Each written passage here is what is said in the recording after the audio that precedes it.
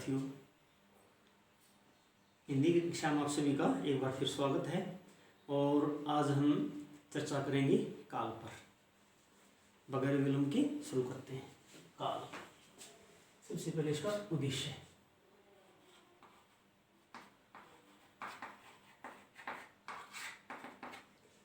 इसका पहला उद्देश्य बनेगा मेरे छात्र काल एवं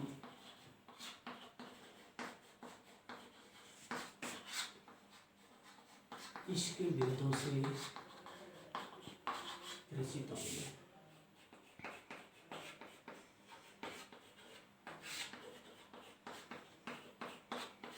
दूसरा उद्देश्य है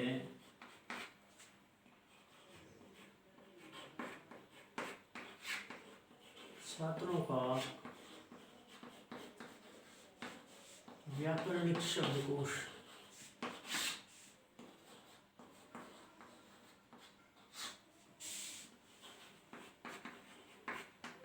विकसित होगा।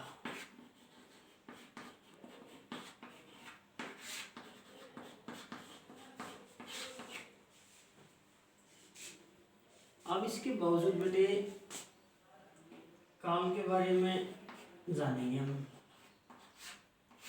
काल का शाब्दिक अर्थ है समय।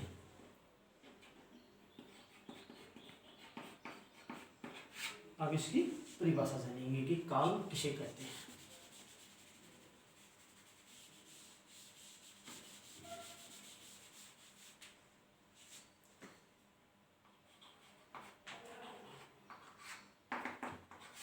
किसी क्रिया के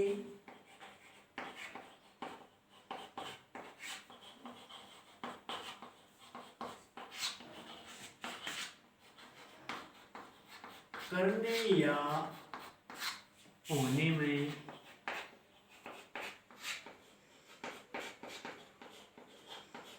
जो समय लगता है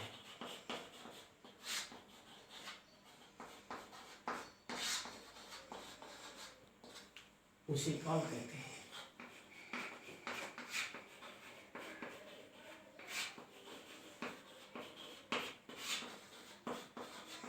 जैसे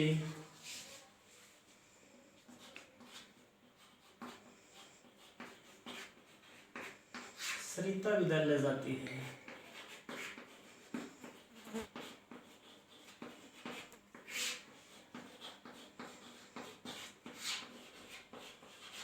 दूसरा उदाहरण देखो बेटे।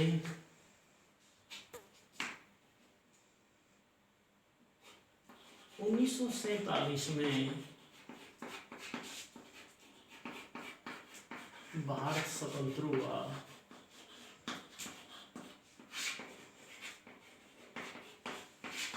तीसरा है सोमवार को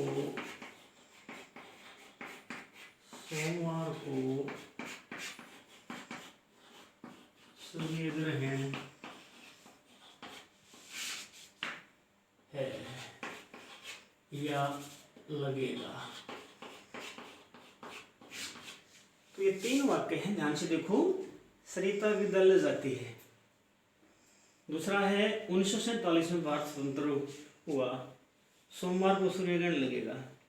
तो ये जो तीन वाक्य हैं इसमें तीन क्रियाएं हैं, जाती है, हुआ, लगेगा। तो क्या स्पष्ट हो रहा है कि पहले सरिता विद्यालय जाती है, विद्यालय जाने की क्रिया फिलहाल हो रही है, यानी पहले वाला वाक्य है ये वर्तमान काल में आ जाएगा। 1947 में भारत स्वतंत्र हुआ, इसमें होने की क्रिया, क्या होने की, स्वतंत्र होने की क्रिया बहुत पहले हो चुकी है। तो दूसरा वाक्य है ये भूतकाल का हो जाएगा। सोमवार को सूर्य ग्रहण लगेगा, इसका मतलब लगने की जो क्रिया है वो आगामी समय में, आने वाले समय में होगी। तो ये भविष्य काल है। तो अब इसके बावजूद बेटे आगे काल के भेद।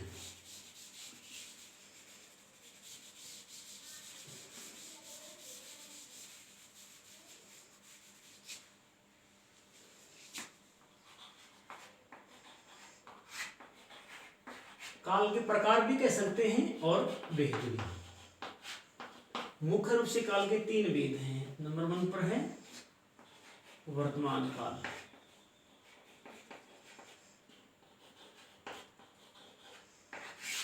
2 पर है भूतकाल और नंबर 3 है भविष्यकाल।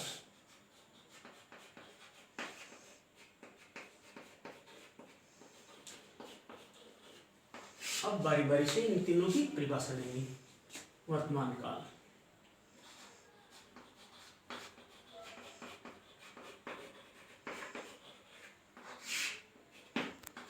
जो समय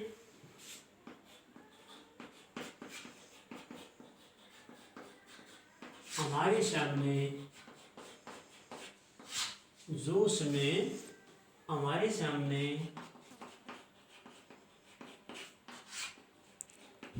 उपस्थित है,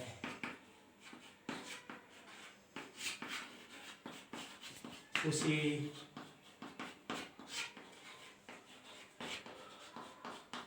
वर्तमान काल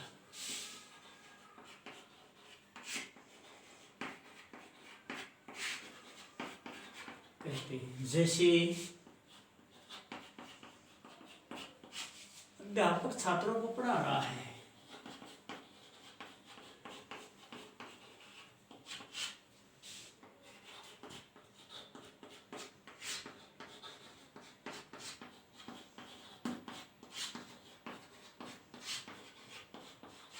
ये वाक्य है अध्यापक छात्रों को पढ़ा रहा है, यानी अध्यापक करता है, क्रिया कर रहा है पढ़ाने की। जो पढ़ाने की क्रिया है वो फिलहाल हो रही है, क्या वर्तमान समय में हो रही है। इसके बावजूद है बेटे वर्तमान के बाद भूतकाल।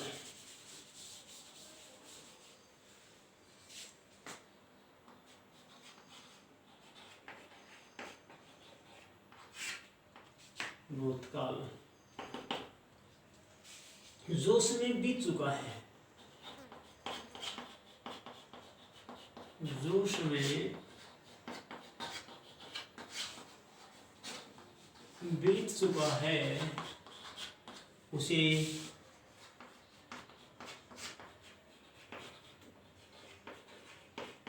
भूतकाल कहते हैं। जैसे सन 1966 में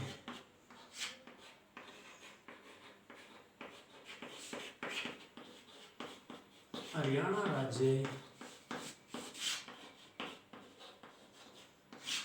बना था। तो ये वाक्य क्या कह रहा है कि हरियाणा राज्य 1966 में बना था। हरियाणा राज्य के बनने की जो क्रिया है वो बहुत पहले हो चुकी है, यानी यहाँ बनने की जो क्रिया है ये आज से बहुत पहले हो चुकी है, इसलिए ये भूतकाल का उदाहरण है। अब इसके बावजूद है भविष्यकाल।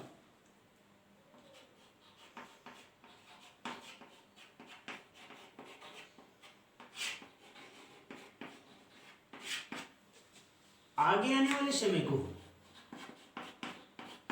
आगे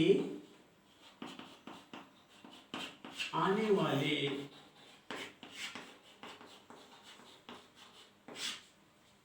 समय को भविष्यकाल कहते हैं।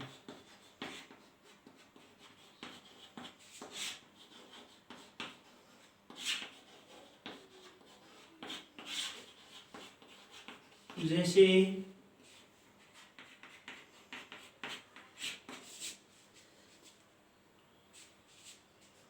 कल मैं शहर जाऊंगा,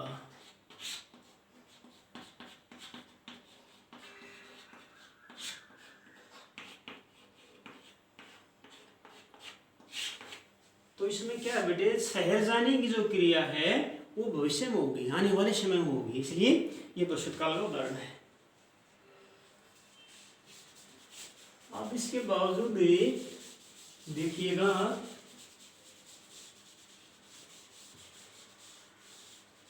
काल के टॉपिक को अच्छी तरह से समझाने के लिए जो इसके उपभेद हैं उनको समझते हैं। काल के उपभेद, यानी इसे काल वाला जो ये टॉपिक है ये और भी अच्छी तरह से समझ में आ जाएगा। सबसे पहले लेते हैं वर्तमान काल। वर्तमान काल के भेद। वर्तमान काल के 3 भेद हैं। सबसे पहला है सामान्य वर्तमान काल।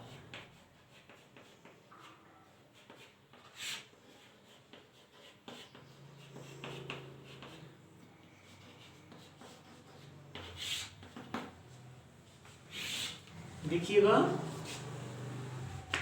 वर्तमान काल के साधारण रूप को या वर्तमान काल की क्रिया के साधारण रूप को सामान्य वर्तमान काल कहते हैं। जैसे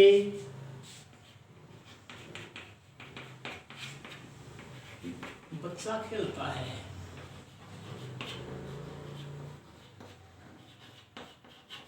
तो इससे जो सामान्य वर्तमान काल है उसका बोध हो रहा है। इसके बावजूद दूसरा है अपूर्ण वर्तमान काल। अपूर्ण वर्तमान काल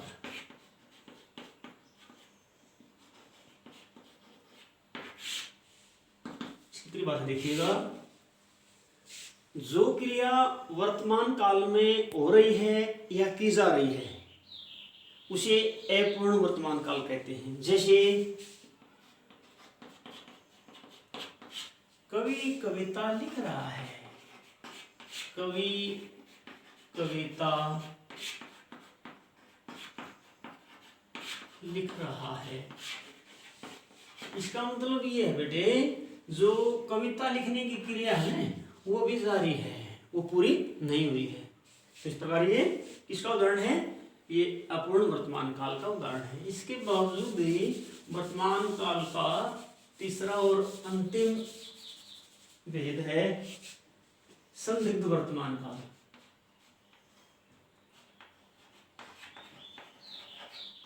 संदिग्ध वर्तमान काल बात देखिएगा, वर्तमान काल की क्रिया में जहां संदेह हो, वर्तमान काल की क्रिया में जहां संदेह हो या संदेह पाया जाए उसे संदिग्ध वर्तमान काल कहते हैं। जैसे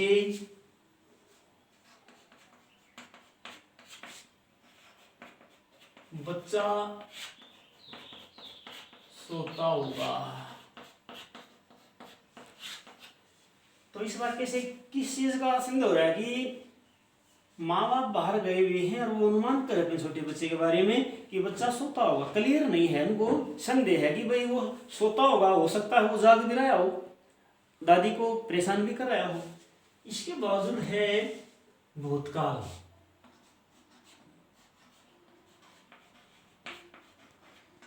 भूतकाल के भेद, भूतकाल के 6 भेद हैं। नंबर 1 है बेटे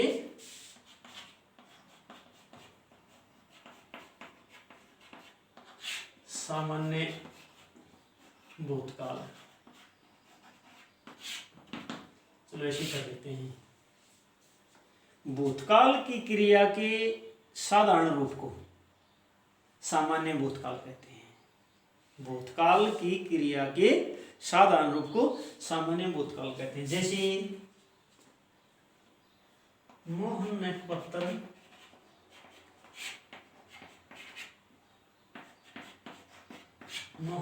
पत्र लिखा।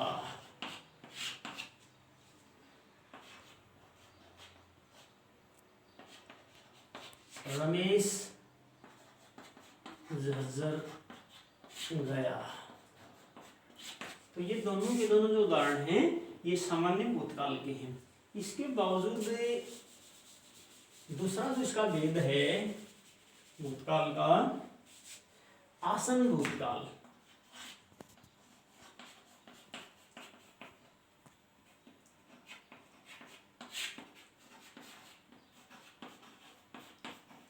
आसन भूतकाल जो क्रिया अभी अभी संपन्न हुई है, संपन्न का मतलब पूरी, जो क्रिया अभी अभी पूरी हुई है उसे आसन भूतकाल कहते हैं। जैसे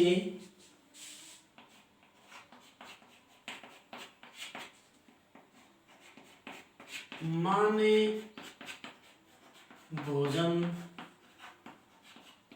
बना लिया है।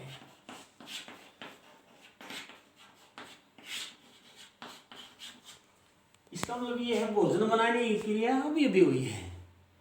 इस प्रकार ये आसन भूतकाल है। इसके बावजूद देखो बेटे आगे, आसन भूतकाल के बाद है अपूर्ण।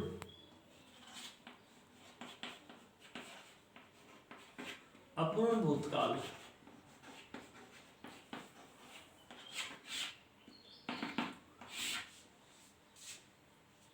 क्रिया के जिस रूप से यह पता चले कि क्रिया भूतकाल में हो रही थी परंतु उसकी समाप्ति का पता न चले। दोबारा सुनो, क्रिया के जिस रूप से यह पता चले कि क्रिया भूतकाल में हो रही थी परंतु उसकी समाप्ति का बोध न हो, उसे अपूर्ण भूतकाल कहते हैं। जैसे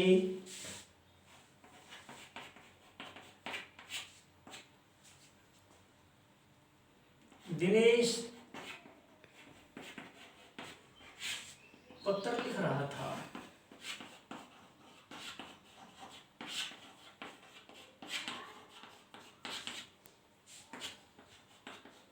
सोनू रेडियो सुन रहा था। तो बेटे इन वाक्यों में क्या है, पत्र लिखने की क्रिया कब समाप्त हुई इसका बोध नहीं हुआ। रेडियो सुनने की क्रिया कब तक हुई, कब समाप्त हुई इसका बोध नहीं हुआ। अर्थ ये अपूर्ण भूतकाल के उदाहरण है। अब इसके बावजूद है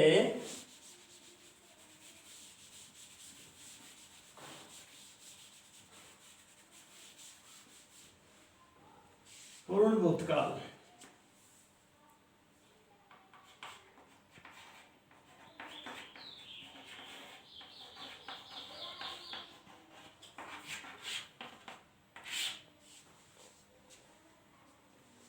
भूतकाल की ऐसी क्रिया जो बहुत समय पहले हो चुकी हो उसे पूर्ण भूतकाल कहते हैं।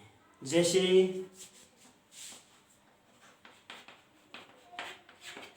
प्रथम विश्व युद्ध,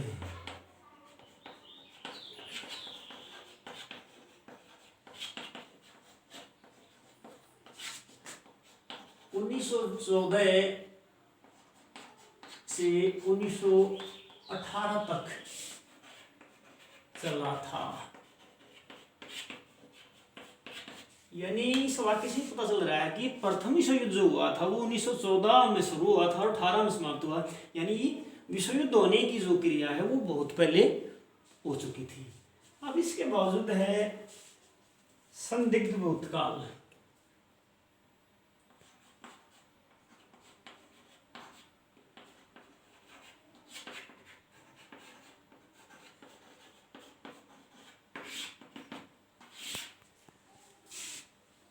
भूतकाल की क्रिया में जहां संदेह पाया जाए, भूतकाल की क्रिया में जहां संदेह पाया जाए उसे संदिग्ध भूतकाल कहते हैं। जैसे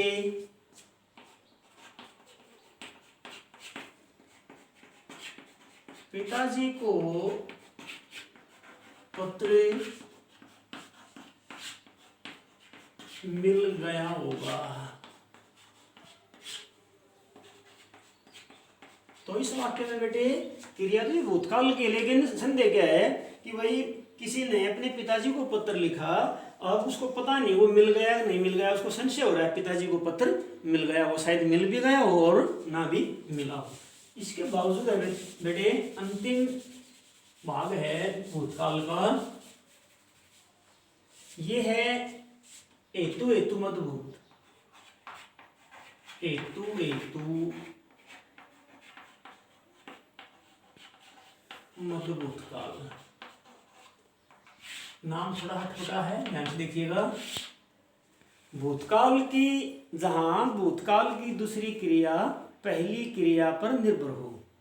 दोबारा सुनो, जहां भूतकाल की दूसरी क्रिया पहली क्रिया पर आश्रित हो, निर्भर हो, उसे हेतु हेतु मध्यभूतकाल कहते हैं। जैसे यदि बारिश होती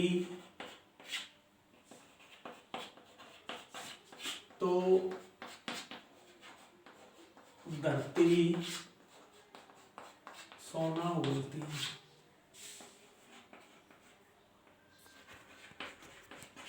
तो इसमें क्या बेटे, धरती सोना उगलती है दूसरी क्रिया है। ये कब उगलती? अगर समय पर बारिश होती तो लास्ट वाली जो क्रिया है वो पहले वाली बारिश होने की क्रिया पर निर्भर करती है। अब इसके बावजूद है बेटे अपना भविष्य काल।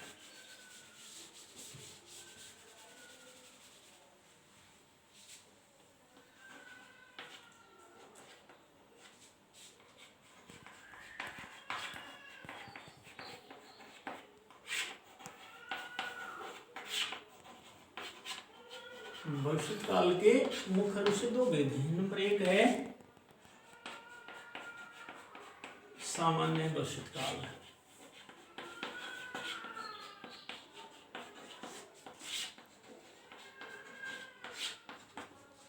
भविष्य काल की क्रिया की साधारण रूप को, भविष्य काल की क्रिया के साधारण रूप को सामान्य भविष्य काल कहते हैं। जैसे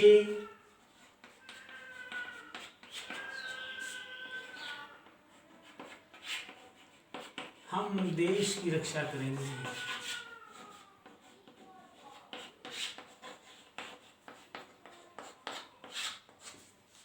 और उदाहरण हो सकता है गर्मी की छुट्टियों में हम शिमला जाएंगे। अब इसके बावजूद दूसरा भेद है बेटे संभाव्य भविष्य काल।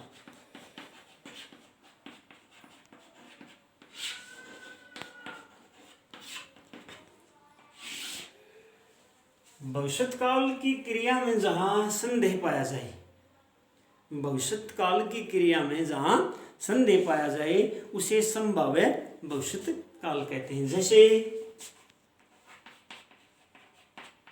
शायद आज तूफान आएगा, शायद आज तूफान आएगा। तो मौसम को देखते हुए किसी ने कहा कि भाई ऐसा लग रहा है शायद आज तूफान आएगा, तो इस यानी भविष्य की क्रिया में यहाँ पर संभावना है। तो प्यारे बच्चों, उम्मीद करते हैं आपकी समझ में आया होगा। इसको अच्छी तरह से कल पढ़ के याद करके आएंगे। धन्यवाद।